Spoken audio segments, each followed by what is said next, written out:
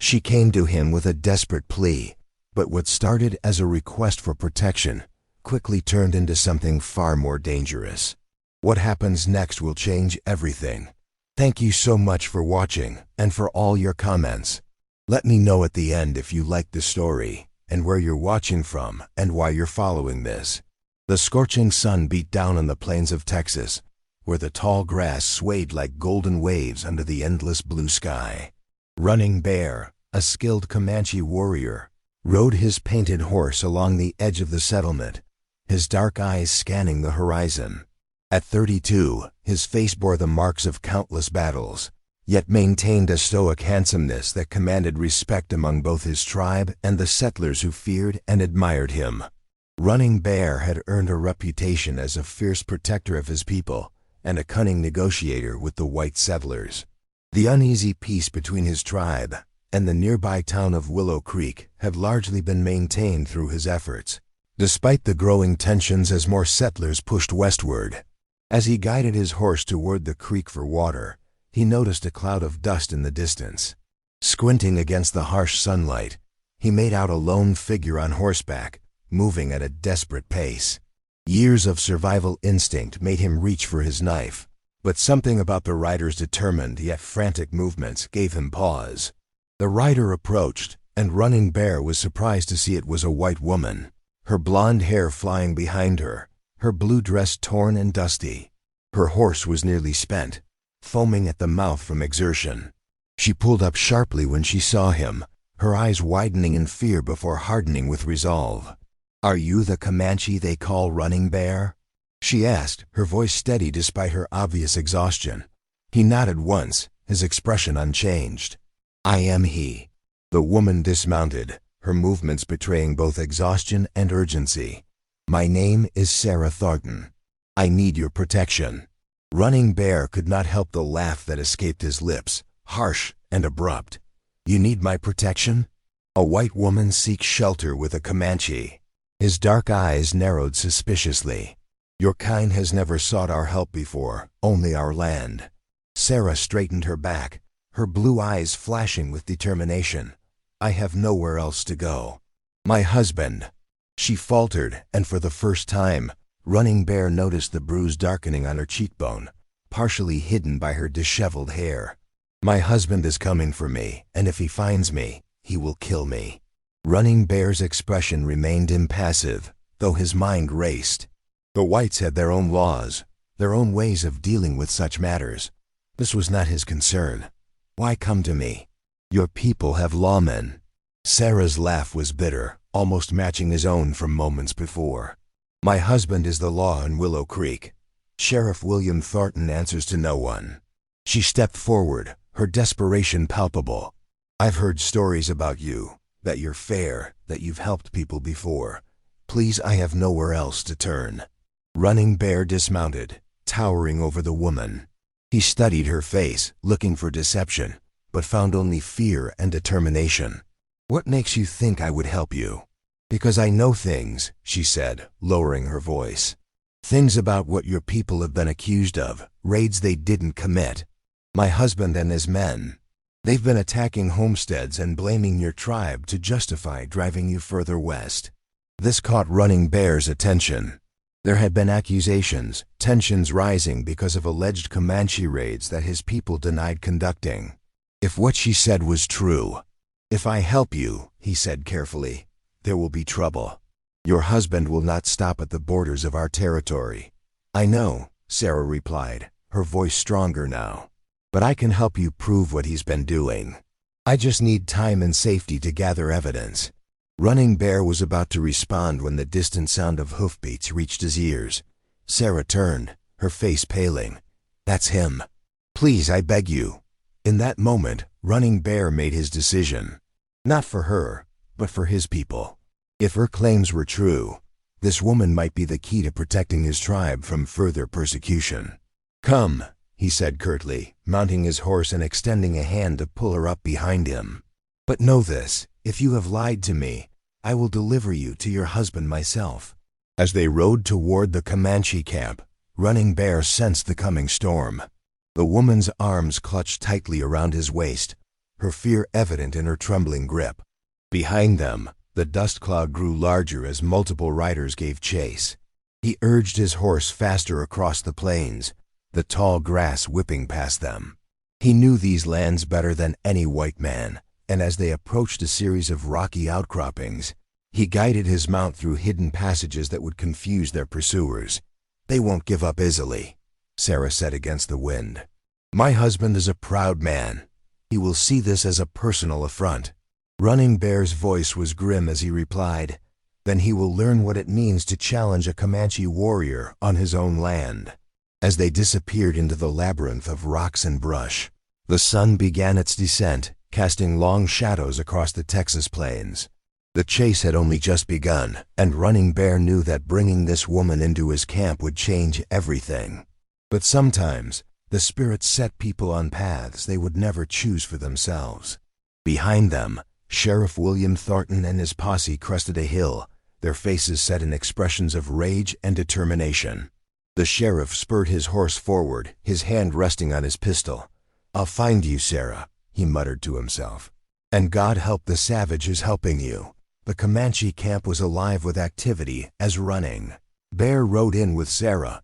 Women paused in their work, children stopped their play, and warriors reached for weapons at the sight of the white woman.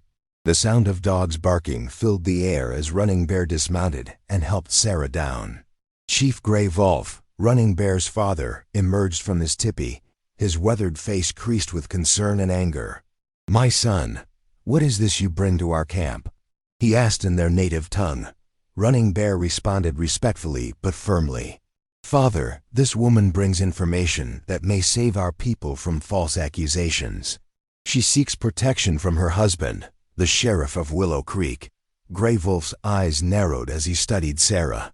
"The wife of our enemy comes to us for protection. This could be a trap." Sarah, though unable to understand their words, sensed the tension. She stepped forward and spoke directly to the chief. "I come in peace and with gratitude. Your son saved my life today." Running Bear translated, then added, "She claims her husband has been raiding homesteads and blaming our warriors to turn the settlers against us. If this is true, it could explain the increased hostility we have faced." The camp had gathered around them now, faces suspicious and curious. Gray Wolf considered for a long moment before speaking. "She will stay in Morning Flower's tipi. You will be responsible for her, Running Bear. And if her presence brings danger to our people, you will answer for it." As the chief walked away, Running Bear led Sarah to the tipi of his widowed sister. Morning Flower greeted them at the entrance, her expression guarded but not unkind. "This is Sarah," Running Bear explained. "She needs shelter and protection." Morning Flower nodded slowly. "Come inside. You need food and rest." Inside the tipi, Sarah was given dried meat and water. As she ate, Morning Flower tended to her bruised face with a herbal paste, her gentle touch at odds with her wary expression. Running Bear sat nearby, watching the interaction with interest. "Your husband did this?" Morning Flower asked directly, touching the bruise. Sarah nodded, her eyes downcast.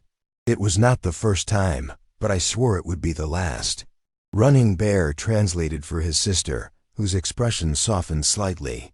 "Many moons ago, I too knew a man's cruel hand," Morning Flower said quietly. "Before I found a true warrior who honored me until his death." After Sarah had eaten, Running Bear stepped outside with his sister. "Watch her closely," he instructed. "I must speak with the council about what this means for our people." As darkness fell, the tribal council gathered around the central fire.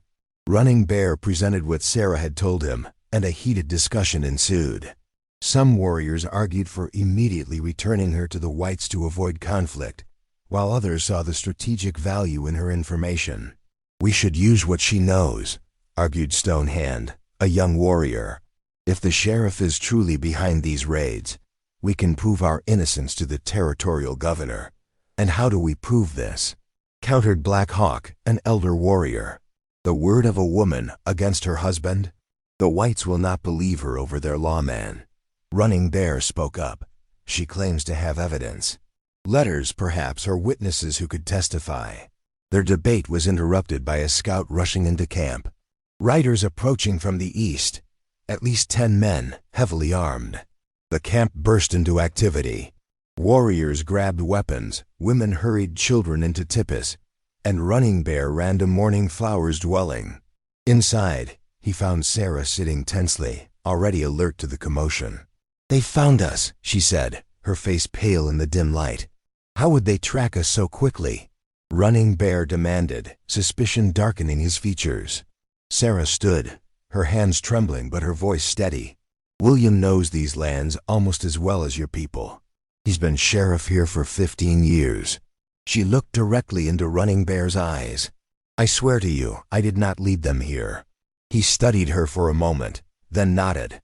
"Stay here with Morning Flower. Do not leave this tipi unless she tells you to." Outside, Running Bear joined the warriors who had taken defensive positions around the camp. Chief Gray Wolf stood with dignity at the center, unarmed but resolute.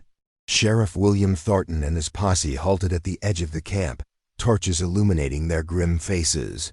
The sheriff was a tall man with broad shoulders and cold eyes that scanned the camp methodically. His badge gleamed in the firelight. "I've come for my wife," he called out, his voice carrying across the silent camp. "Send her out, and there won't be any trouble." Chief Gray Wolf stepped forward. "You enter our land uninvited, with weapons. This is not the way of peace." The sheriff's laugh was harsh. "Peace?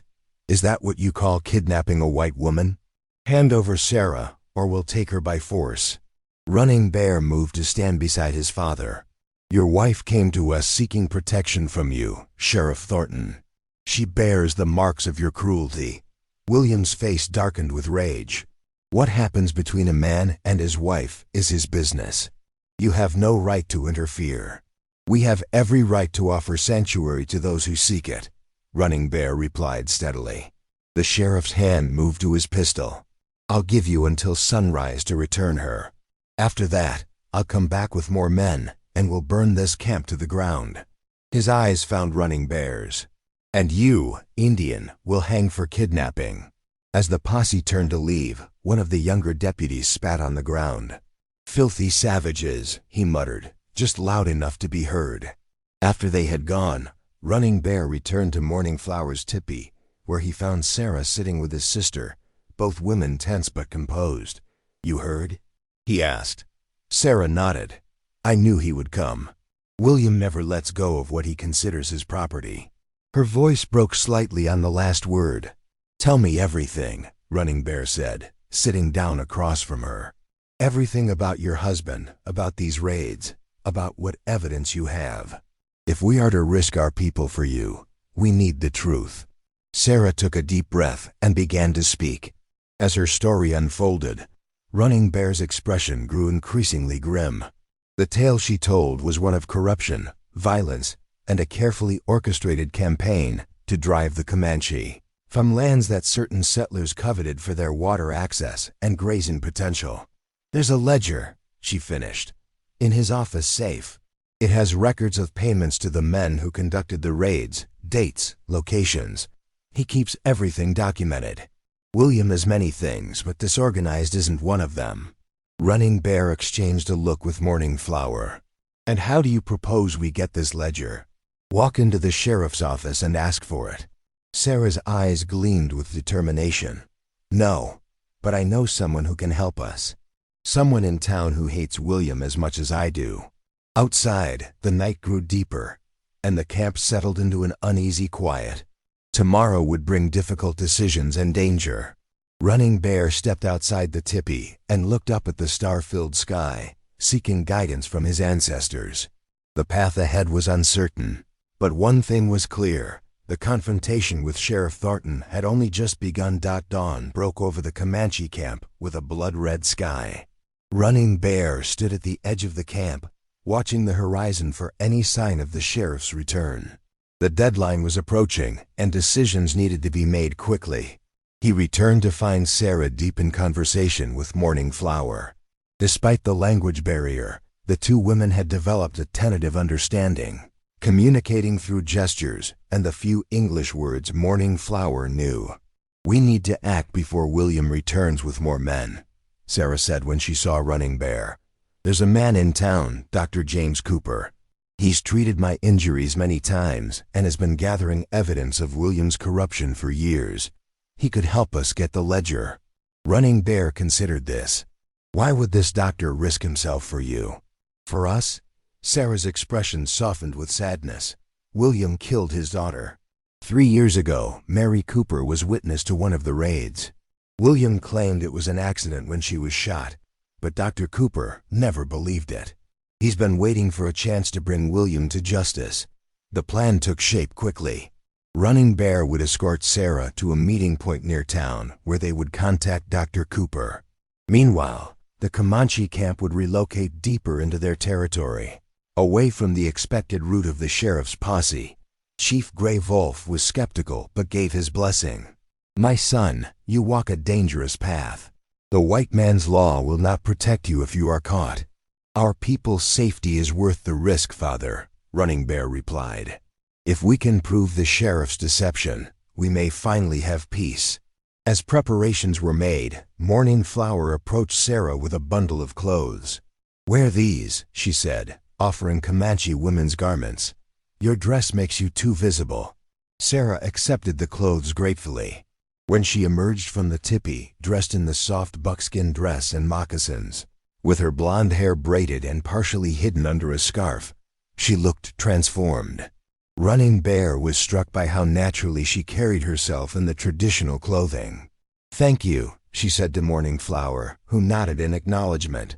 As the sun climbed higher, Running Bear and Sarah set out on horseback, taking a circuitous route through dense brush and rocky terrain to avoid detection. Sarah rode her own horse now, recovered from its previous exhaustion. "Your sister is kind," Sarah said as they traveled, "despite having every reason to hate me." Running Bear glanced at her. "Morning Flower judges people by their actions, not by the actions of others who share their skin. It is our way." "I wish more of my people thought like that," Sarah replied quietly. They rode in silence for a while, the landscape changing as they approached the outskirts of white settlement. Finally, Running Bear spoke again. "Tell me about your marriage.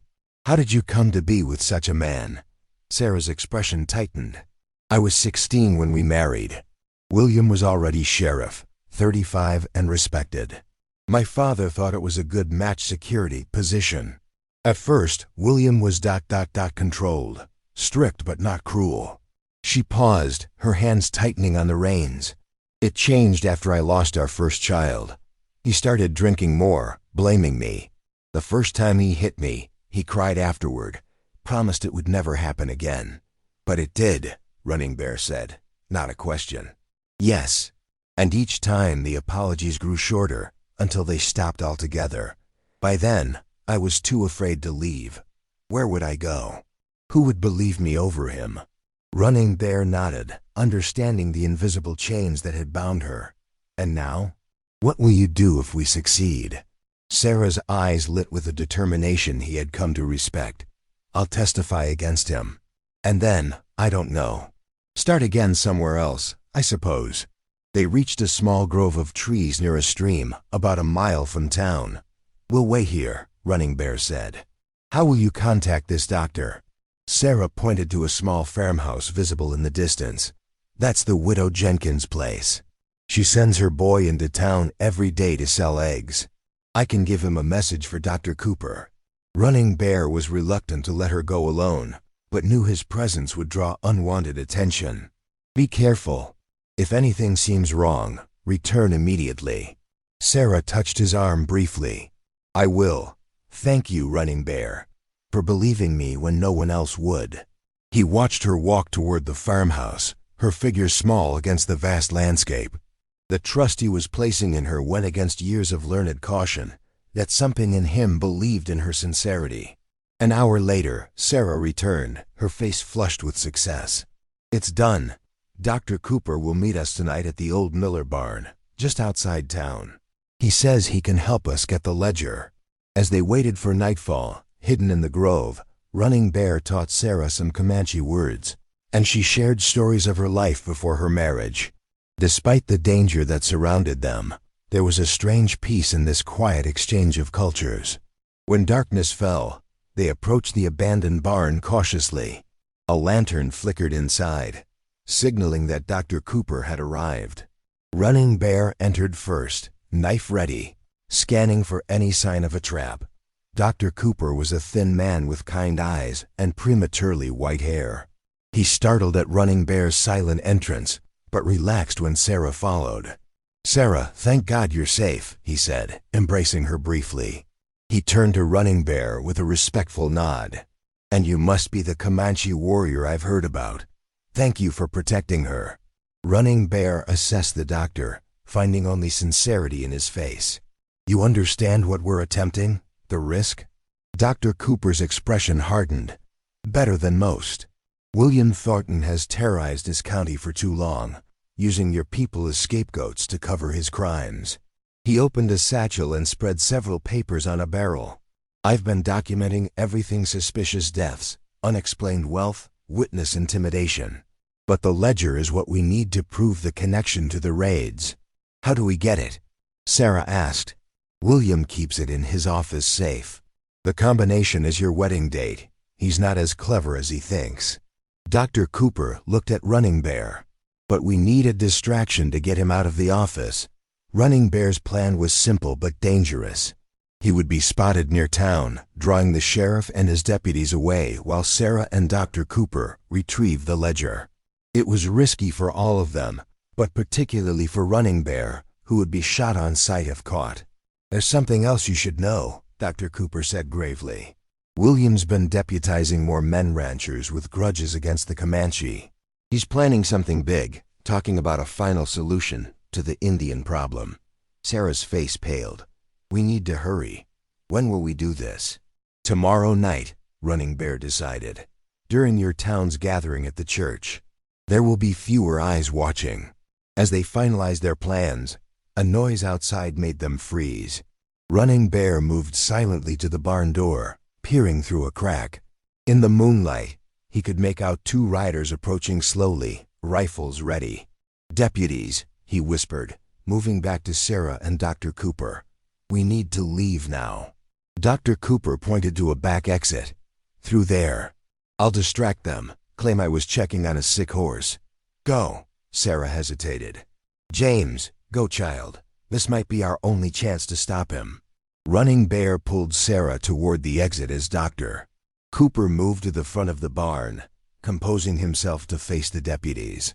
They slipped out into the night just as they heard Dr. Cooper's voice, greeting the lawmen with convincing casualness.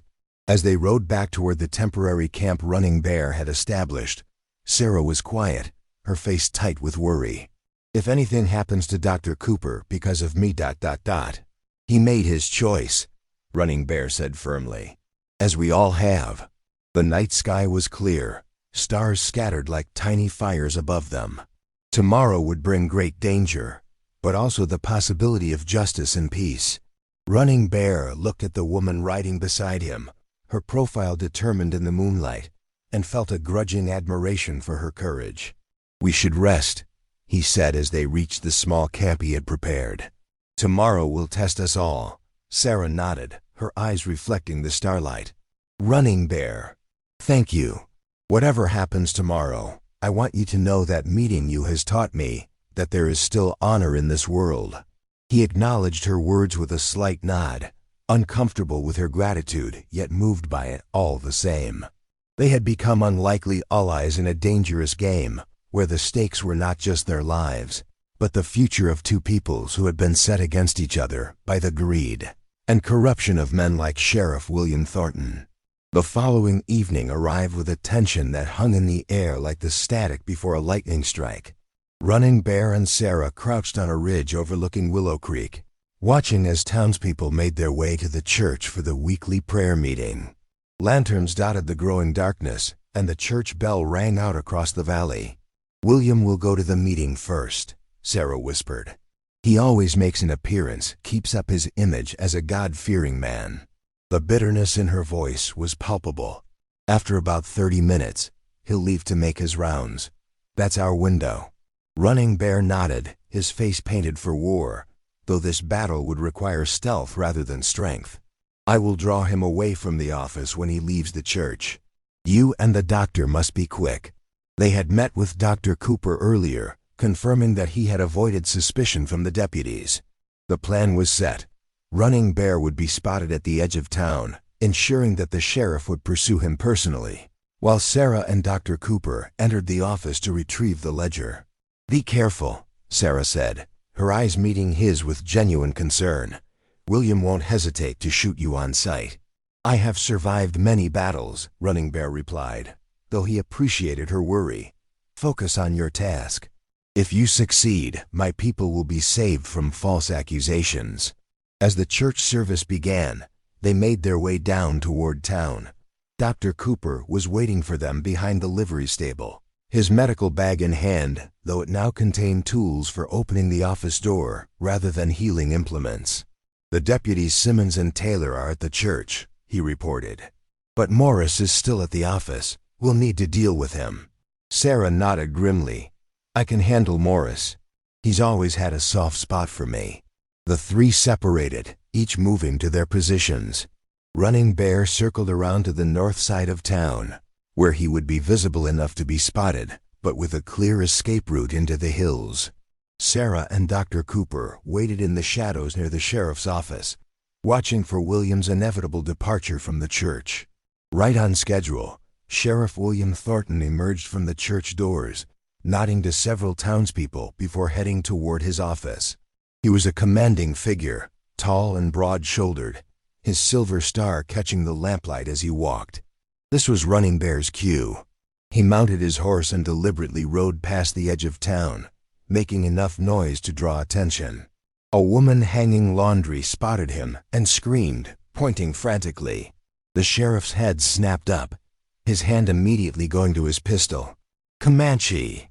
Someone shouted, and Running Bear wheeled his horse around, locking eyes briefly with Sheriff Thornton before galloping away. Get my horse, the sheriff bellowed, drawing his pistol. Morris, Simmons, we've got an Indian. The deputies scrambled to obey, and within moments, the sheriff and two deputies were in pursuit, leaving the office attended only by the youngest deputy, Morris, as planned. Sarah and Dr. Cooper moved quickly, approaching the office from the rear. Sarah entered first, finding Deputy Morris at the desk, startled by her appearance. Mrs. Thornton, we've been looking everywhere for you, he exclaimed, rising from his chair. Sarah adopted a distressed expression. Oh, Morris, thank goodness you're here. I've had such a terrible ordeal. She swayed slightly, as if about to faint. The young deputy rushed forward to assist her, and in that moment, Dr. Cooper slipped in behind him and brought down a small sack of sand on the back of his head. Morris crumpled to the floor, unconscious but unhurt. Quickly, Dr. Cooper urged, moving to the safe behind the desk. Sarah knelt beside it, her fingers trembling slightly as she turned the dial to the familiar numbers, her wedding date, a day that had begun with hope and ended with the first glimpse of the cruelty that would define her marriage. The safe clicked open, and Sarah reached inside, pulling out a leather-bound ledger. This is it, she confirmed, flipping through the pages. Names, dates, payments for the raids, it's all here. Dr. Cooper took the ledger, placing it carefully in his bag. We need to make copies before we take this to the territorial governor. William has friends in high places. As they secured the office and slipped out the back door, Sarah couldn't help but worry about Running Bear. He should have returned by now, she whispered, as they made their way to Dr. Cooper's house. Your Comanche friend knows these lands better than William ever could, Dr. Cooper reassured her. Have faith. Meanwhile, Running Bear led the sheriff and his deputies on a wild chase through the hills, using his superior knowledge of the terrain to stay just ahead of them. He circled back several times, ensuring they remained focused on him rather than returning to town. Sheriff Thornton's face was contorted with rage as he pursued the Comanche warrior. I'll hang you for taking my wife, he shouted into the darkness. You hear me, savage? I'll see you swing. Running Bear darted between rock formations, leading the lawmen deeper into unfamiliar territory.